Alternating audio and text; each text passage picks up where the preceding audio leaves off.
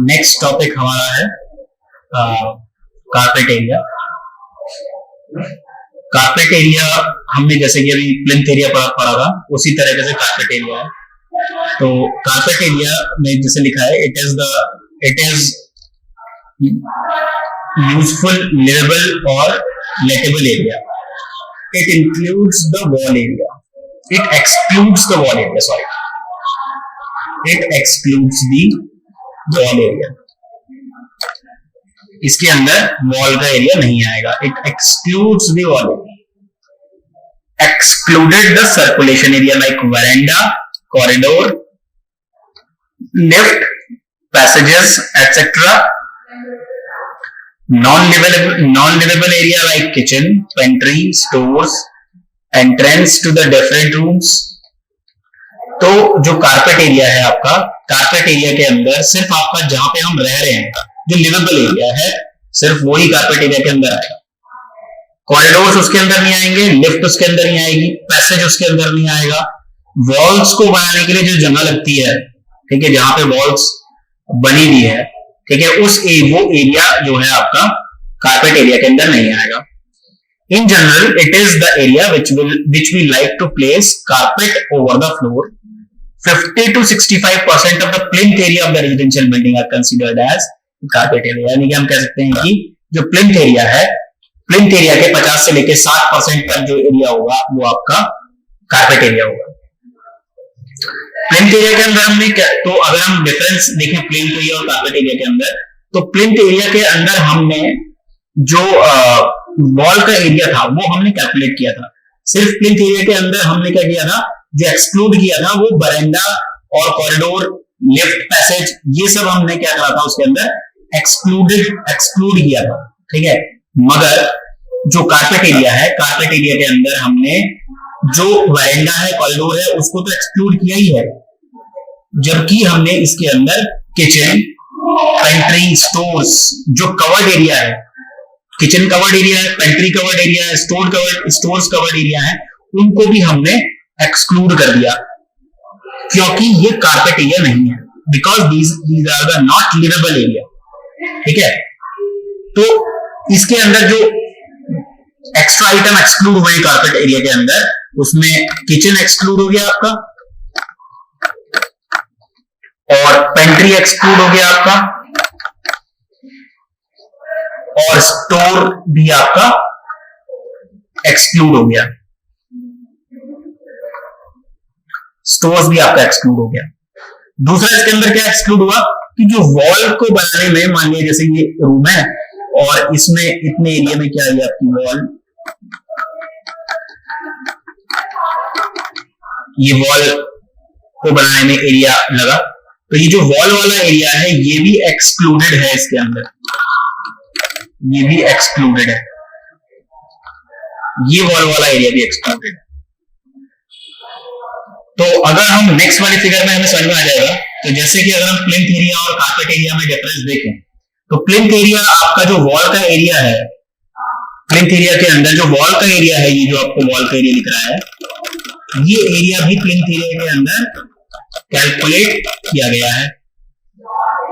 Carpet area के अंदर जो वॉल को बनाने में जो एरिया खर्च हुआ, ये वाला एरिया, वॉल को बनाने में एरिया खर्च हुआ है, वो उसके अंदर कैलकुलेट नहीं किया गया।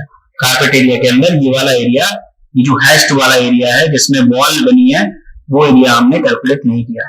सिर्फ और सिर्फ हमने कौन सा एरिया कैलकुलेट किया है, ये वाला एरिया हमने कैलकुलेट किया।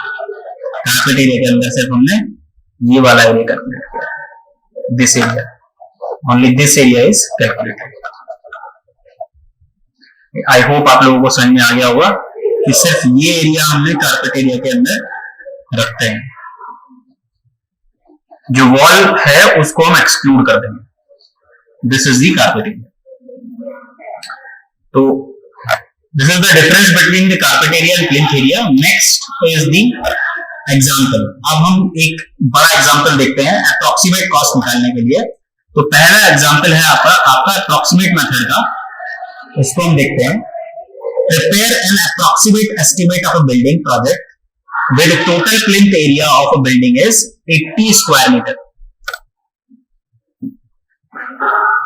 यानी कि बिल्डिंग का जो टोटल एरिया है, प्लिंथ एरिया है, वो 80 स्क्वायर मीटर है। From the following data, plinth area rate जो है वो आपका 40,000 पर स्क्वायर मीटर है।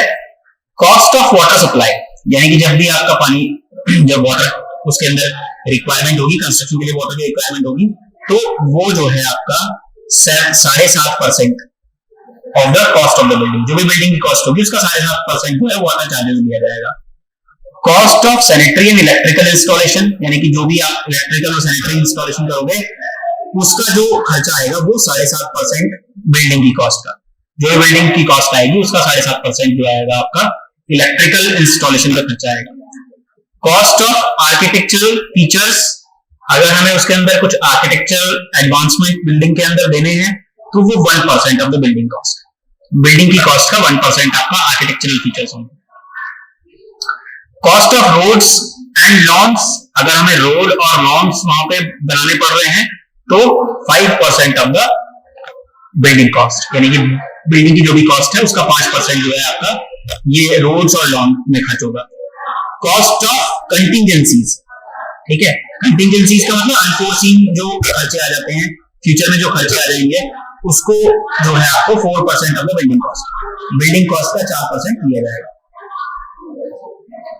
So what we have to do, determine the total cost of the building project. इस पूरे बिल्डिंग प्रोजेक्ट की टोटल कॉस्ट हमें कैलकुलेट करनी है। तो अब देखते हैं इसका solution. So this is the solution of this problem. तो डाटा आपको क्या गिवन है, हमें 80 स्क्वायर मीटर जो है हमारा area, plinth area is 80 square metre और प्लिंथ एरिया के रेट हमें गिवन है 40,000 पर स्क्वायर मीटर। तो हम बिल्डिंग की कॉस्ट कैलकुलेट कर सकते हैं यहां से। तो cost of the building, cost of the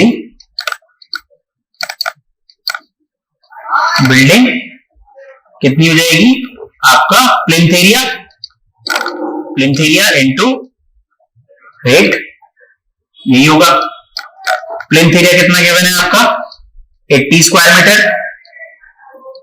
80 square metre, और रेट कितना है पर स्क्वायर मीटर का rate 40,000 rupees, 40,000 rupees per square metre. तो यहां से अगर आप कैलकुलेट करोगे तो ये आ जाएगा 32 lakhs रुपीज। तो यानी कि बिल्डिंग कॉस्ट आपकी कैलकुलेट हो गई। नेक्स्ट हमें कैलकुलेट करना है वाटर सप्लाई में कितना खर्चा हुआ, और सैनिटरी और इलेक्ट्रिक फिटिंग में कितना खर्चा हुआ, आर्किटेक्चरल फीचर्स में कितना खर्चा हुआ, cost of roads and lawns में कितना खर्च हुआ, कंटिंजेंसीज में कितना खर्च हुआ। तो ये सारे जो रेट कैलकुलेट करने हैं ये सारे आपको दे रखे हैं किसके रेस्पेक्ट में, बिल्डिंग की कॉस्ट के रेस्पेक्ट में। जैसे कि हमें add the cost of the water supply, अगर हमें वाटर सप्लाई निकालनी है तो प्रीवियस अगर हम क्वेश्चन में देखते हैं तो क्वेश्चन में गिवन है कि वाटर सप्लाई जो है 7.5% है, बिल्डिंग की जो भी कॉस्ट है उसका 7.5% आपका वाटर सप्लाई। तो यहां पे हम देखते हैं इसको,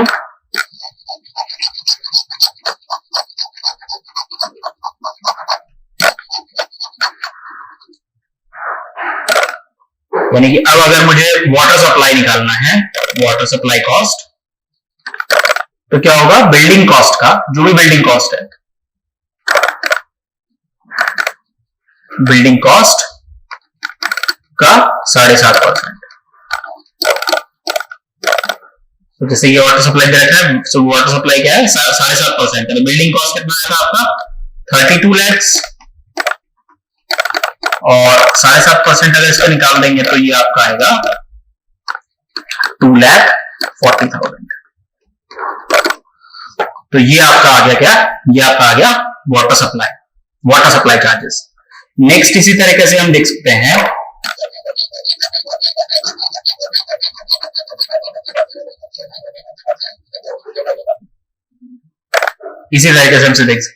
सैनिटरी और electrical installation, cost of sanitary and electrical installation. तो अगर हमें ये कॉस्ट निकालनी है तो ये कितनी है, ये आपकी 15% है टोटल बिल्डिंग कॉस्ट की। तो बिल्डिंग कॉस्ट कितनी है 32 lakhs इंटू 15%। तो अगर आप इसको कैलकुलेट करोगे तो ये आएगा 4,80,000 रुपीज। ये आपका आ गया cost of sanitary and electrical installation. Next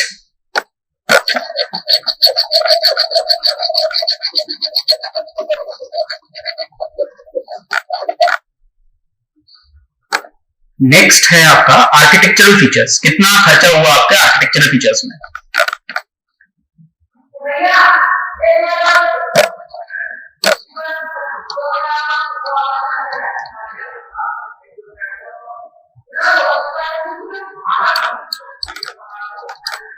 architectural features,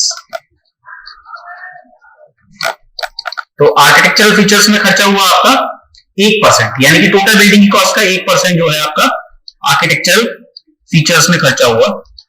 तो इसका 1% अगर हम निकालेंगे तो ये आ जाएगा, ये हो जाएगा आपका 32,000 रुपए, 32,000 रुपीज।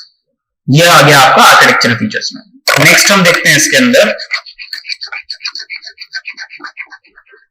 नेक्स्ट है आपका cost of road and lawns. Cost of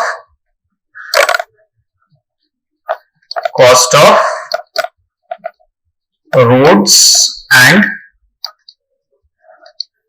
loans. Road and lawns पे जो खर्चा आया है वो आया है आपका 5%। तो किसका 5%, जो बिल्डिंग की कॉस्ट है उसका 5%। तो अगर इसका 5% निकाल देंगे तो ये आएगा आपका 1,60,000 रुपीज। नेक्स्ट है आपका इसके अंदर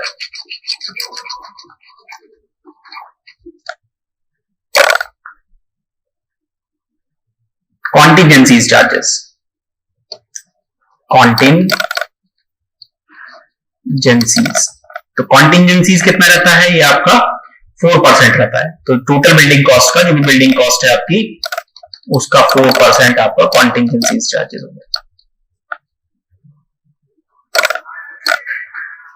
तो ये आपका यहां पे आ गया, अगर हम कैलकुलेट करें तो 1,28,000 आपका कॉन्टिजेंसी चार्जेस आ गया। तो इस तरीके से हम कैलकुलेट कर सकते हैं total building cost. Total building cost अगर हम ऐड करेंगे तो ये आपकी आएगी स्टार्टिंग कॉस्ट। अगर हमें टोटल बिल्डिंग कॉस्ट कैलकुलेट करनी है ये वाली, तो हमें cost of the building plus cost of the water supply, cost of the sanitary fittings, cost of the architectural features, cost of roads and lawns और contingency charges, इन सबको add करना पड़ेगा, तब आपकी क्या जाएगी, total cost of the building आ जाएगी। This is your total cost of the building. This is the total cost of the building. Next is the supervision charges. तो सुपरविजन चार्जेस क्या लगेंगे, सुपरविजन चार्जेस जो है, अब हमने यहाँ पे सुपरविजन चार्जेस जो है इस कॉस्ट में क्यों ऐड किया, क्योंकि सुपरविजन तो सबका ही होना है, ठीक है, किसका होना है, वाटर सप्लाई, इन सबका सुपरविजन, सबका सुपरविजन होना है।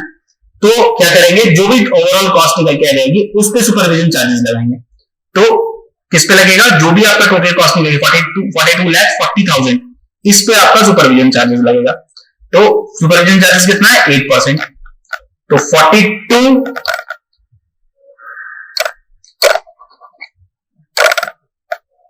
42,40,000 का 8%। अगर हम ये कैलकुलेट करते हैं तो ये आता है आपका 3,39,000। So this is the supervision charges. अब ग्रैंड टोटल, तो ग्रैंड टोटल का मतलब 42,40,000 प्लस जो आपका सुपरविजन चार्जेस था, यानी कि 3,39,000। So this will come 45,79,200। This is the overall cost, grand total आ गया आपका। तो ये आपका एक न्यूमेरिकल हो गया इसका अप्रोक्सीमेट मेथड का। इसमें हमने अप्रोक्सीमेट एस्टिमेट हमने किया है। नेक्स्ट एग्जांपल लेते हैं हम क्यूबिकल कंटेंट मेथड। तो इस एग्जांपल में क्या कहा गया है, prepare a rough estimate for a proposed commercial complex for a municipal corporation for the following data. Number 1 दिया है उसने कि प्लिंथ एरिया जो है पर फ्लोर, यानी कि एक G+2 बिल्डिंग है, यानी कि ये आपका ग्राउंड फ्लोर होगा, उसके बाद सॉरी ये ग्राउंड फ्लोर होगा, उसके बाद ये फर्स्ट फ्लोर होगा, ये फर्स्ट फ्लोर होगा और ये आपका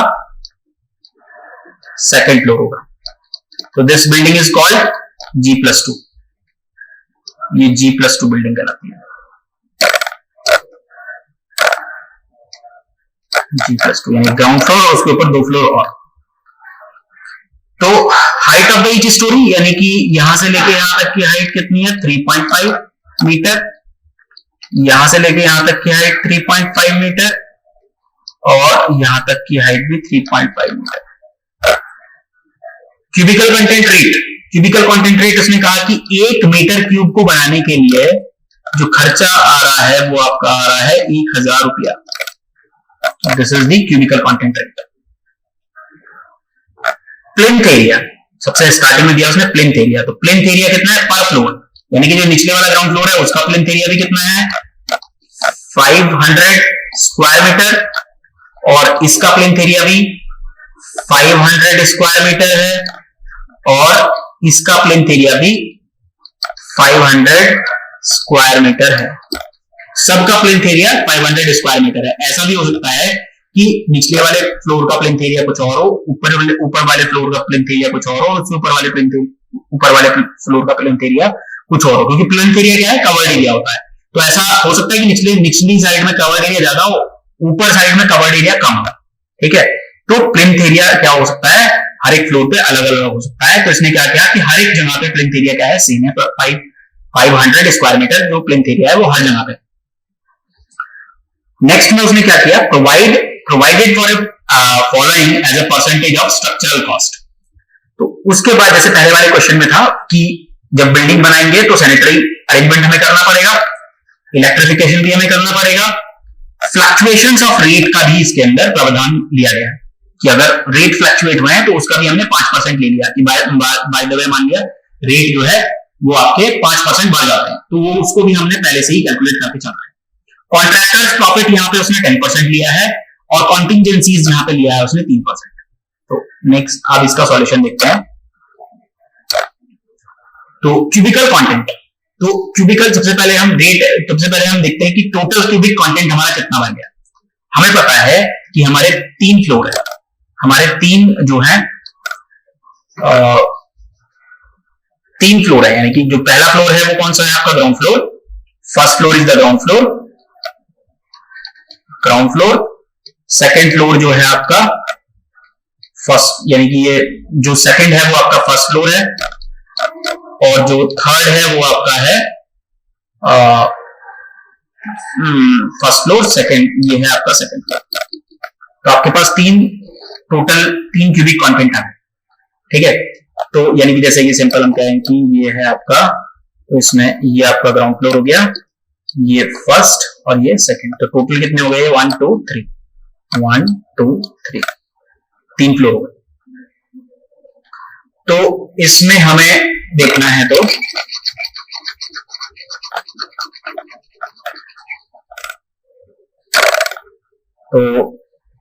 हमें टोटल क्यूबिक कंटेंट कैलकुलेट करना है। तो 3 हमारे टोटल फ्लोर है इनटू 500, क्योंकि जो एक फ्लोर का जो एरिया है वो 500 है और जो हाइट है, क्योंकि क्यूबिक कंटेंट में हम हाइट भी लेते हैं, 3.5 जो है एक फ्लोर की हाइट है।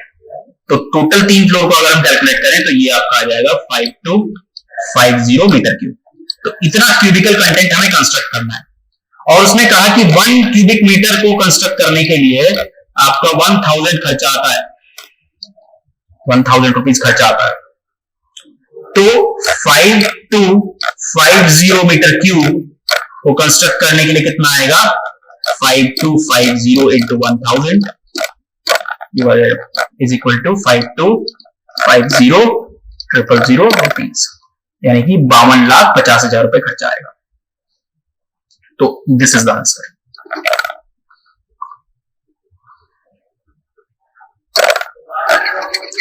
नेक्स्ट हम देखते हैं इसके अंदर, अभी हमने टोटल कॉस्ट क्यूबिकल कंटेंट के अकॉर्डिंग कैलकुलेट कर लिया। अभी हमें इसके अंदर इलेक्ट्रिक फिटिंग भी देनी है, वाटर सप्लाई भी देना है, और फ्लक्चुएशंस ऑफ रेट के अकॉर्डिंग भी हमें जो है इसके अंदर रेट ऐड करना है। तो वाटर सप्लाई इंस्टॉलेशन, तो उसने कहा कि वाटर सप्लाई इंस्टॉलेशन जो है टोटल 8% है। किसका 8% है? जो भी आपका स्ट्रक्चरल कॉस्ट आई, जो भी आपकी क्यूबिक कॉस्ट आई है, उसका 8% जो है आपका वाटर सप्लाई इंस्टॉलेशन कॉस्ट है। तो हमारी टोटल कॉस्ट कितनी आई है? 52 लाख रुपए, 52.5 लाख रुपए। तो हमें पता है कि water supply installation, water supply installation, तो वाटर सप्लाई इंस्टॉलेशन में कितना खर्चा आ जाएगा? 52,50,000 का 8%, यह आएगा आपका 4.2 लाख वाटर सप्लाई में खर्चा आ गया। नेक्स्ट हमें देखना है इलेक्ट्रिफिकेशन में कितना खर्चा आएगा।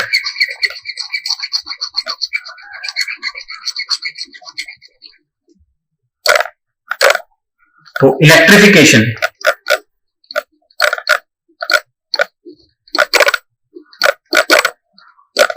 इलेक्ट्रिफिकेशन में आपका खर्चा आया 52,50,000 का 6%। तो ये आया आपका 3.15 lakhs, ये आ गया आपका, दोनों कैलकुलेट कर लिया हमने। नेक्स्ट हमें देखना है फ्लक्चुएशंस ऑफ रेट। ये भी हमने पहले से ही कैलकुलेट कर लिया कि अगर हमारे रेट फ्लक्चुएट होते हैं तो उसके लिए जो है हमने पहले से ही 5% एक्स्ट्रा ऐड कर लिया। तो यानी कि 52 लाख, 52.5 लाख का 5% हमने फ्लक्चुएशन ले लिया। तो यहां पे आता है आपका 2.625 lakhs, ये आपने फ्लक्चुएशन ले लिया, इतना एक्स्ट्रा आपने जोड़ दिया फ्लक्चुएशन के लिए। तो ये आपका फ्लक्चुएशन कॉस्ट आ गया। तो यहां पे अगर हम टोटल कैलकुलेट करें, अगर हम यहां पे प्लस ये हो जाएगा, इन सबका टोटल अगर आप करोगे तो ये आएगा आपका 9.975। और अगर आप टोटल स्ट्रक्चरल कॉस्ट कैलकुलेट करोगे तो ये दोनों ऐड हो जाएंगे। तो यानी कि टोटल स्ट्रक्चरल कॉस्ट ही जो आपकी 62 लाख आ रही है, ठीक है, ये किसको कैलकुलेट करके आ रही है? ये आ रही है आपकी 52.5 प्लस 9.975, यानी कि आपने इसको और इसको ऐड कर दिया, तो ये आपकी टोटल कॉस्ट निकल के आ रही है। अब कंटिंजेंसीज और कॉन्ट्रैक्टर प्रॉफिट जो लगेगा वो इस टोटल कॉस्ट पे लगेगा, ठीक है। यहां पे अगर हम क्या लेना है? कंटिंजेंसीज चार्जेस। नेक्स्ट हमें देखना है कंटिंजेंसीज चार्जेस। यहां तक तो हमने टोटल कॉस्ट कैलकुलेट कर ली। टोटल कॉस्ट कितनी आ रही है हमारी? 62.5 लाख, ठीक है। अब हमें कॉन्टिंजेंसीज लगानी है। तो कॉन्टिंजेंसीज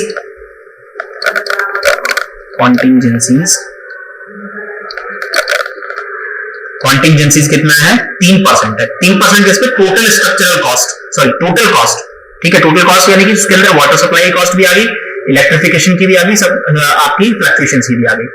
तो यानी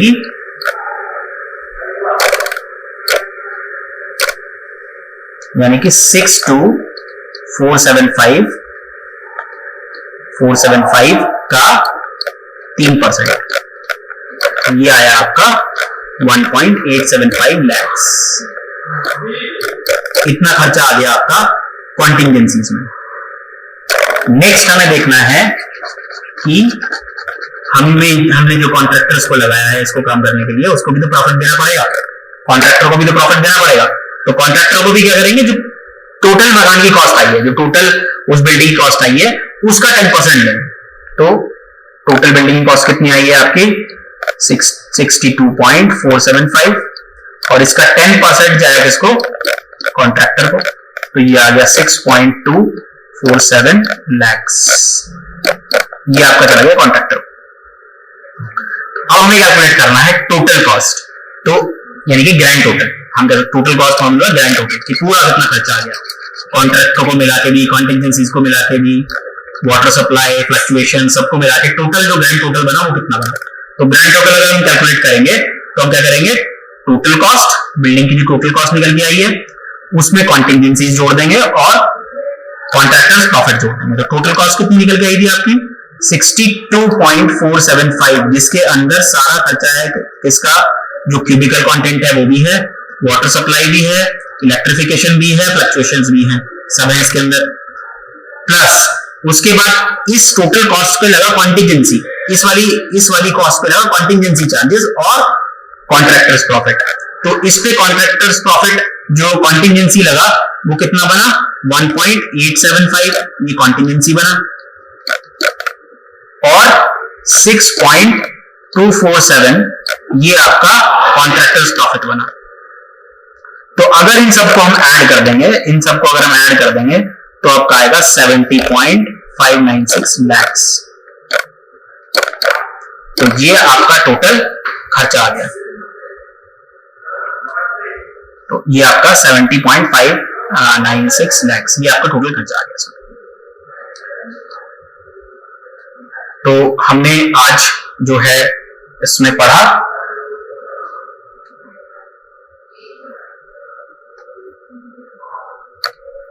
कारपेट एरिया के बाद हमने पढ़ा कारपेट एरिया का डिफरेंस, कारपेट एरिया और प्लिंथ एरिया में डिफरेंस, और फिर हमने 2 एग्जांपल्स करे। एक एग्जांपल आपका जो है वो अप्रॉक्सीमेट मेथड का था, दूसरा एग्जांपल आपका था इसका क्यूबिकल कंटेंट का। ये एग्जांपल है आपका था क्यूबिकल कंटेंट का, ठीक है। तो ये हमने आज कर लिया। अच्छा, इसमें एक थोड़ा सा 1-2 पॉइंट और रह गए, उसको भी जल्दी से खत्म कर लेते हैं आज। तो ये है आपका कॉन्टिजेंसीज। तो कॉन्टिजेंसीज तो मैंने आप लोगों को बता ही दिया था, फिर भी दोबारा मैं आप लोगों को बताता हूं। Contingencies of 3% to 5% of the estimated cost, यानी कि टोटल एस्टिमेटेड कॉस्ट का 3% से लेके 5% जो है वो हम कॉन्टिजेंसी देते हैं, provided to allow for the expenses for miscellaneous type of petty items which do not fall under the any subhead item of works. Miscellaneous incidental expenses which cannot be classified under any subhead or item are met from the amount provided under the contingencies. यानी कि जो आपका जरूरी है काम मगर उसका item rate के अंदर स्पेसिफाई नहीं है, ठीक है, आपके बिल ऑफ क्वांटिटीज के अंदर वो स्पेसिफाइड नहीं है, ऐसे खर्चे को हम कॉन्टिजेंसीज के अंदर ले लेते हैं। और कॉन्टिजेंसीज जो है वो 3% से लेकर 5% तक रहती है। अगर ये कॉन्टिजेंसी खर्च नहीं हुई है, if there is any saving against the amount provided under this contingencies, अगर ये 3% अमाउंट जो 5% से लेकर 3% अमाउंट जो है अगर वो बच जाती है, तो this amount will be utilised with the sanction of the competent authority to meet the expenses of the extra item of the work, if any unforeseen expenditure expenses to the minor changes in the design etc. So this is all about the contingencies. Contingencies के बाद work charge establishment. तो work charge establishment तो मैंने आप लोगों को इससे पहले लेक्चर में बताया था कि वर्क चार्ज एस्टेब्लिशमेंट क्या है कि मान लीजिए आपको काम कर रहे हो और वहां पे आपको चौकीदार की जरूरत है, ठीक है, उसको देखभाल करने के लिए, ठीक है, तो उसकी सैलरी जो होगी चौकीदार की सैलरी वो आपकी वर्क चार्ज एस्टेब्लिशमेंट में से ही आएगी। और ये जो है आपका कितना रहता है वर्क चार्ज एस्टेब्लिशमेंट जो रहता है आपका 1.5% से लेकर 2% के बीच में रहता है। तो ये आपको बहुत ज्यादा इंपॉर्टेंट है याद करना कि वर्क चार्ज एस्टेब्लिशमेंट कितना होता है, 1.5 से लेकर 2% होता है। और जो कॉन्टिजेंसी रहते हैं वो आपका कितना रहता है, कॉन्टिजेंसी आपका 3% रहता है, 3% से लेकर 5% रहता है। जो कॉन्टिजेंसी रहेगा वो आपका 3% से लेकर 5% तक रहेगा। This is your contingencies. Okay, thank you.